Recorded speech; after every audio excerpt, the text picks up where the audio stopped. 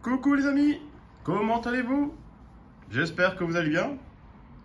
Nous sommes le 26 avril et comme on peut voir en ce moment dans le Hauts-de-France, il pleut comme d'habitude. Il pleut, il pleut. C'est vrai que là on désespère pour le temps parce que on fait des semis, mais les semis ils prennent de l'ampleur et on peut rien planter au jardin. C'est ça le pire de tout quoi. Bon, j'espère que votre côté, vous, ça va. Bon, les gens qui sont dans la Méditerranée, ça va. Je pense ils sont épargnés par ce temps. Ça, franchement, ça nous dégoûte bien parce que c'est vrai que le temps, il est là depuis fin octobre, qu'il pleut par abondance. Et en fait, là, nous sommes le 26 avril. Le printemps, il n'a pas encore montré son bout de son nez. Si, 2-3 jours comme ça, mais vraiment, même pas par suite, une fois par-ci, par-là, quoi. Bon, moi, je voulais revenir un petit peu sur mes semis, en fait, l'évolution de mes semis, et surtout pour mes plants de tomates, que je voulais vous en parler, parce que c'est vrai que tous les ans, je ne sais pas si vous avez déjà eu ce problème, c'est vrai que j'avais tendance à trop les laisser dans l'arrière-cuisine, à les bichonner, puis bon, ils prenaient pas trop le vent, et surtout, ils sont protégés du soleil et tout. Et quand je les mettais en pleine terre, quelques jours après, surprise, j'avais les feuilles sur tous les plants qui venaient blanches. Et c'est vrai qu'on m'a préconisé, on m'a dit surtout fais attention, bien endurcir tes tomates avant de les mettre complètement dehors. Alors ce qui se passe, c'est que maintenant, de temps en temps, quand il fait beau, quand on a une accalmie entre deux, chose qui est très rare, mais bon, on le fait quand même, on y arrive de temps en temps, je mets mes plants à l'extérieur, protégés du vent, et je les mets du côté où il y a le soleil, un petit peu de soleil le matin, parce que je sais que le soleil du matin, il est moins fort. Et comme ça, je vais essayer de endurcir mes plants pour que je n'ai pas ce problème que tous les ans que j'ai. C'est vrai que j'ai tendance à des fois à attendre aller 2-3 jours avant, et après je les mets en pleine terre, et puis c'est vrai qu'après, patacrac, quoi. Le soleil arrive, et puis là je peux pas mettre de crème bronzante sur les feuilles. Ça me passerait trop de temps, et je pense qu'ils n'en vendent pas. Et après, ils subissent coup de soleil et qui ralentit bien les plants. C'est vrai que l'année dernière, ça avait végété et ça a du mal à reprendre. Il faut au moins 15 jours, si c'est pas plus, pour pouvoir récupérer les plants et qu'ils reviennent trapus et qu'ils reviennent bien, quoi. Bon, voilà, je voulais dire ça. Et un truc que j'ai remarqué aussi, c'est vrai que des fois j'ai tendance à arroser allez, tous les 3 jours et tout pour dire qu'il manque pas d'eau. Et en fait, dernière, j'avais remarqué aussi sur un plant de tomate que j'avais mis dans un petit pot.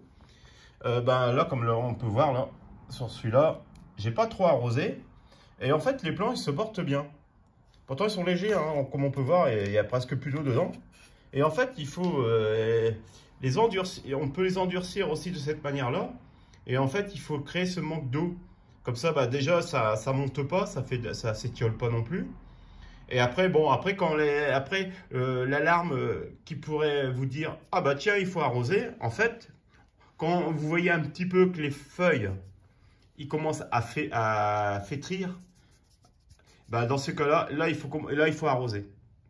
Et là, comme ça, on récupère les plants.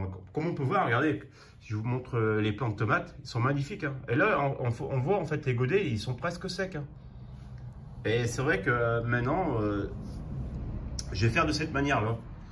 Après, je ne sais pas comment vous faites, vous, à la base, si vous avez des astuces ou bien si vous avez des commentaires à mettre et comment vous procédez pour les endurcissements des tomates. Franchement, ça sera bienvenu sur la chaîne parce que bon, c'est un sujet que j'en parle pas souvent, moi, mais que, en fait, c'est ça qui m'embête le plus et qu'il fait ralentir à chaque fois mes tomates. Bon, là, on peut voir un peu, voilà, je voulais reparler là-dessus, hein. Alors, surtout, comme je vous disais, pardon, si vous avez des commentaires, n'hésitez pas, ils sont toujours les bienvenus. Puis, si vous avez des choses à apporter, parce que bon, on n'est pas des sciences infuses, on est des jardiniers amateurs, hein, comme on peut voir souvent sur les youtubeurs, il y en a beaucoup. Après, tu as des gens, bon, après, ils sont professionnels. Bon, encore ça, c'est une autre catégorie. Bon, je voulais revenir un petit peu, et là, ce que je vais faire aussi, comme on peut voir, là, je vois dans certains plans, ils sont un peu plus clairs, les tomates. Après, c'est peut-être les variétés qui sont un peu plus claires. Mais je pensais aussi de les rempoter dans des plus gros godets, parce que bon, ça, quand on les retourne, en fait, ça commence à... Bon, là, c'est... Voilà, ça va encore, ouais. C'est pas trop méchant. Mais je me disais, après, ce qu'on peut faire aussi, c'est leur apporter un engrais organique, liquide, une fois toutes les semaines. Comme Jaco nous avait bien expliqué la dernière fois, une semaine, on met un coup d'engrais. En fait, surtout, arrosez bien vos plantes avant qu'ils ont une motte bien mouillée. Parce qu'après, si la motte elle n'est pas assez mouillée ou détrempée, j'ai peur qu'en fait l'engrais, après c'est mon avis perso, hein. Enfin moi je vois comme ça. J'ai peur qu'en fait après l'engrais qu'on met, pourtant c'est dilué, qui brûle les racines. Après, je sais pas, hein, ça, après vous pouvez arroser directement. Moi, dans mon sens, je ferais comme ça en fait. Je sais pas si vous avez si vous avez déjà vécu ce problème-là, puis après que vous avez déjà mis de l'engrais et que après, en fait, ça va pas brûler vos racines. Mais bon, je préfère vous le dire, arrosez bien vos mottes. On met comme ça, on est sûr. Et comme ça va donner du peps, puis ça va donner de la couleur et du vert foncé à vos plants de tomates. Bon là, comme on peut voir, là je commence à repiquer un peu mes œillets d'Inde, hein. Je les mets directement dans des contenants. En fait, je récupère des yaourts à droite et à gauche, et puis voilà. Et je les remets individuellement. C'est vrai qu'on peut le faire, on peut le laisser hein, en terrine, mais moi j'aime bien comme ça, c'est plus simple pour moi quand je prépare dans mon jardin. J'en mets à droite et à gauche. Bon alors, comme on peut voir, là il y a le plant de patates douces, comment il commence à bien pousser là. Je suis content de cette manière-là. Franchement, ça va beaucoup mieux que l'immerger un plant dans un verre d'eau. En fait, là, ça commence. Je vous montrerai la prochaine fois parce que là, comme il est à l'intérieur de la maison, je vous montrerai pour la prochaine fois. Comme on peut voir, là, c'est tous les poivrons. Les poivrons, ça porte bien. Les aubergines aussi. Après ça, franchement, on manque de chaleur. Il n'y a pas de chaleur du tout. Cette année, c'est compliqué quand même, hein. Là, on peut voir, là, c'est tout ce qui est... alors, les melons. Là, c'est des melons. Les 4, ceux-là, je les ai repiqués. Parce qu'à la base, j'en mets toujours 2. Et je les ai repiqués individuellement. Les melons, après les pastèques. La pastèque Quetzali, ça a l'air bien poussé, hein, parce que moi j'ai mis la pastèque Greenson, là, il n'y a encore rien de sorti, hein. Comme on peut voir, ça marche bien. Bon, le melon charentais, il n'y a rien du tout, il n'y a rien de sorti. C'est un peu la misère, mais bon, voilà, c'est comme ça. Bon, comme on peut voir, après j'avais repris un plant de tomates. D'ailleurs, je fais une dédicace à Jaco et Lily. C'est une Lily Rose, et en fait j'ai repris un plant que j'avais plus de pot carré et je l'ai mis dans un pot rond, comme on peut voir. Et comme on peut voir, le plant il est magnifique, hein. En fait, je pense que l'année prochaine je vais replanter directement dans des godets de 10,5 enfin je vais essayer de cette manière là. Je pense que j'aurai un bon résultat. Là j'ai mis directement en 10,5. J'ai pas passé par les godets de 8 carrés. Et franchement, j'ai un bon résultat. Les plants de tomates se portent bien, hein. On va pas trop se plaindre, hein. Comme je dis. Voilà, après, c'est le concombre africain, là. Je sais pas si vous connaissez, le kiwano. Lui, il se porte bien aussi, hein, comme on peut voir. Un truc que j'ai fait aussi, j'ai oublié de vous le dire. J'ai aspergé il y a 2 jours. Je vous le dis, hein, de toute façon, je dis tout ce que je fais, parce qu'après, sinon... Et en fait, j'ai aspergé un purin d'ortie dilué, en fait... dans 1 litre, j'ai mis, je sais plus le dosage en fait que j'ai plus en tête. Je vais pas vous dire de bêtises, mais regardez, de toute façon c'est noté sur les bouteilles. Normalement c'est 10, enfin je sais plus combien de ml. Je vais pas vous dire de bêtises parce qu'après je vais pas vous induire en erreur. Mais j'ai aspergé tous les feuilles comme ça. Je sais pas, il paraît que bon, ça fonctionne et ça renforce l'épée de tomate contre les maladies et tout. Je vais le faire, hein. Comme je dis, j'en avais du purin alors. Hein, autant en profiter sur place. Là, j'ai encore des pieds de tomates. Là c'est tous les pieds. Cette année, c'est vrai que là, c'est tous les pieds de piment d'Espelette. Les piments d'Espelette, comme on peut voir, Attendez, piment d'Espelette, cette année, bah, ils ont du mal à pousser. Hein. Bah, de toute façon, la température, elle y joue beaucoup. Hein. C'est tout des variétés qui ont besoin de beaucoup de chaleur. Bon, là, ça c'est encore des tomates. En voiture, on voit là. Ça, c'est les pieds de tomates. C'est la rose de Berne. La rose de Berne, franchement, ça, c'est un pote du boulot. Juju, d'ailleurs, je fais une dédicace, comme toujours. Hein. Bah, franchement, tous ces graines de tomates qu'il m'a donné, ils ont tous bien germé et ces plants de tomates se portent à merveille. Voilà, je laisse tout en chambre froide, enfin en arrière-cuisine.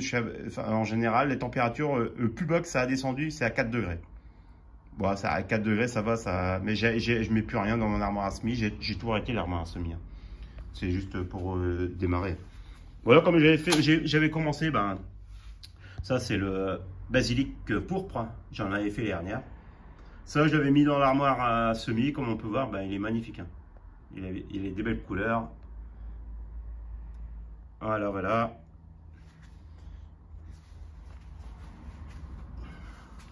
Bon, ça encore tous les pieds. Ça, c'est tous les fleurs que j'ai. Alors, les fleurs, les Itonia torches, ben, j'en ai toujours que 3.